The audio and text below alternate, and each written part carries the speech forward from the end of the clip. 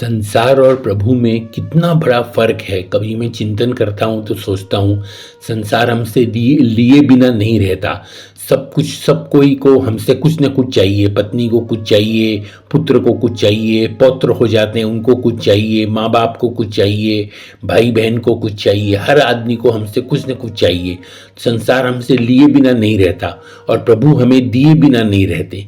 ये कितना कितना बड़ा फ़र्क है। आप सोचिए, संसार से कोई भी व्यवहार आप रखते हैं तो वहाँ आपका एक स्वार्थ आपसे जुड़ जाता है।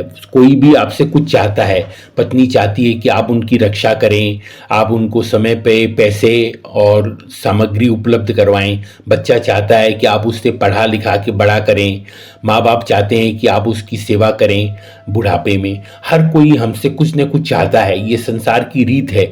संसार चाहे बिना नहीं रहता। संसार की मांग होती है और प्रभु की कोई मांग नहीं है। हम भक्ति करें नहीं करें, एक नास्तिक आदमी है उसको भी प्रभु हवा, पानी और रोशनी देते हैं। प्रभु ये नहीं कहते कि तुम मुझे नहीं मानते इसलिए मैं तुम्हें हवा नहीं देता, तुम्हें पानी नहीं देता, तुम्हें रोशनी नहीं देता।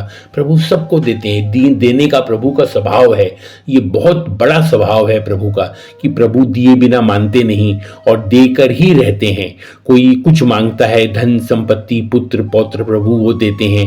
कोई कुछ मांगता है वो प्रभु देते हैं। कोई कुछ नहीं मांगता है तो अंत में प्रभु जिद पे अड़ जाते हैं और उसको फिर भक्ति का अपना दान देते हैं। ये सबसे बड़ा भक्ति का दान होता है जिसकी तुलना कोई भी दान से नहीं हो सकती। प्रभु द्वारा दिए हुए सबसे बड़ी जो चीज है वो भक्ति का दान है। इसलिए संसार हमसे लेता ही लेता है और प्रभु हमें देते ही देते हैं। यही फर्क है प्रभु के बीच में और संसार के बीच में।